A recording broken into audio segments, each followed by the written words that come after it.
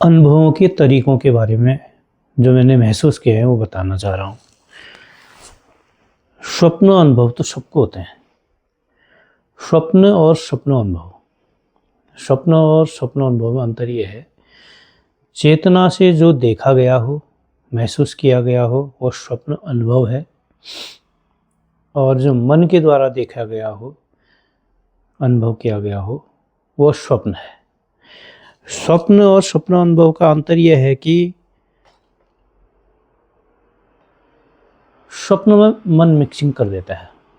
मन में जितनी भी भावनाएं हमारे हृदय में कैद होती हैं, जो हमारा आकर्षण होता है दिन भर का, दिन भर के कार्यों का, दिन भर के पसंद नापसंद का, और हमारी कुंठाओं का, हमारे गुस्से का, हमारे प्रेम का, सारा जो मिश्रण होता है हमारे हृदय में जमा होता है, वो मिश्रण जो है हमारे स्वप्न में स्टोरी के साथ मिक्स हो जाता है। स्वप्न गलत नहीं होते और फ्री में नहीं आते। प्रकृति से कुछ न कुछ संदेश हमें मिलता रहता है, हर किसी को मिलता है, कोई साधना करे या ना करे। क्योंकि जितने घंटे की नींद आदमी सोता है उतने घंटे में वो योग अवस्था में, समझ लीजिए आप, कोई खुद ब खुद योग निद्रा में जाते हैं, कोई निद्रा अवस्था में योग निद्रा में चले जाते हैं। क्योंकि प्रकृति की देन है, 9 महीने माँ के गर्भ में हमने जो कोर्स किया है, ध्यान का ही कोर्स किया है, वह कोर्स हमें जीवन भर हमारी प्रैक्टिस करा देता है। इसलिए स्वप्न अनुभव में और स्वप्न में ये भेद इसलिए बता रहा हूँ कि स्वप्नों को स्वप्न अनुभव हम नहीं कह सकते, क्योंकि उसमें मिक्सिंग होती है, पूर्ण सत्य नहीं होता। आप किसी व्यक्ति का जन्म देख रहे हैं, नाम देख रहे हैं, मिक्सिंग हो सकती है। वो किसी और के घर में जन्म लेगा, आपको कोई और के घर का जन्म दिखाई देगा। लेकिन स्वप्न अनुभव में मिक्सिंग नहीं होती है, कम मात्रा में। मन तो इंटरफियर सब जगह करता है। चेतना से आने वाले संदेश अगर ध्यान की अवस्था में हो, ध्यान की अवस्था में मतलब जब आप 3-4 बजे नींद खुल जाती है, ध्यान की अवस्था में दोबारा लेट जाते हैं, उसके बाद अगर कोई स्वप्न अनुभव हो तो उसमें चेतना से देखा गया अगर स्वप्न होगा तो उसमें मिक्सिंग कम होती है और समझ आ जाती है। और उसमें अंतर ये होता है कि बताया तो नहीं जा सकता यह स्वप्न अनुभव था या स्वप्न था, महसूस हो जाता है। चेतना से आने वाले, चेतना के वाले जो हमारे विचार हैं और मन से आने वाले जो विचार हैं, निद्रा अवस्था में जो हमें मिलते हैं, उसमें कुछ कुछ अंतर होता है और वो समझ में आ जाता है कि ये कहाँ से मिला था मुझे, और परिभाषा नहीं बताया जा सकती कि ये यहाँ से आया था, ये यहाँ से आया था। और दूसरा, अनुभव की जहाँ तक बात है, अनुभव सुनने से भी होता है।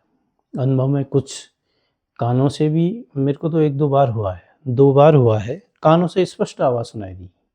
मैं अगल-बगल ऐसे-ऐसे देखता रहा कौन था, मुझे सीधे से स्पष्ट बताया गया, क्योंकि मैं आँख बंद करके बैठा हुआ था। मेरे मन में एक क्वेश्चन आया, मैंने क्वेश्चन कर दिया। क्वेश्चन का आंसर मेरे ठीक पीछे से मिला, बैक साइड से आंसर मिला। बैक साइड मेरी दीवार थी, मेडिटेशन रूम में बैठा हुआ था। आजकल भी उस कमरे में ध्यान होता है, लोग आते हैं, लेकिन किसने उत्तर दिया मुझे ध्यान नहीं। रात के 9:30 बजे की बात है। और ऐसे 1-2 बार हुआ था। शब्द, इसलिए मैं कह रहा हूँ कि शब्द भी सुनाई देते हैं कानों से। बाकी जितने भी शब्द होते हैं वो हृदय से सुनाई देते हैं, कहाँ से आए, क्या आए, और वो शब्दों का ध्वनि के रूप में नहीं होता है, समझ में आ जाते हैं। शब्द के जैसे ही होते हैं वो। नवीन अगर कोई कह दे मुझसे, नवीन सुनाई देगा, लेकिन शब्द के रूप में नहीं सुनाई देगा, कुछ समझ आ जाती है, हाँ नवीन बोला था मुझे किसी ने, ये होता है। वो बिना शब्द का शब्द होता है वो। वही बात है ना, गुड़ खाओगे तभी समझ में आएगा गुड़ का स्वाद क्या है, कैसा मीठा होता है। यही चीज़ है।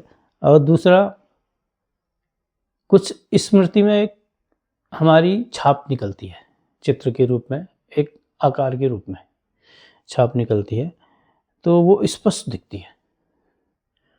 वो इतनी स्पष्ट दिखेगी आपको समझ आ जाएगा। तो मैं ये कल्पना करता हूँ कि जिन्होंने सूर्य और पृथ्वी की दूरी महसूस की होगी, ऐसे की होगी। मुझे जब किसी चीज़ के बारे में अनुभव होता है तो उसकी दूरी, उसका जिक्र, उसके आगे पीछे के 2-3 जिक्र ऐसे आते हैं कि स्पष्ट समझ में आ जाता है। जैसे एक बार एक व्यक्ति अपनी घर की बातें कर रहा था।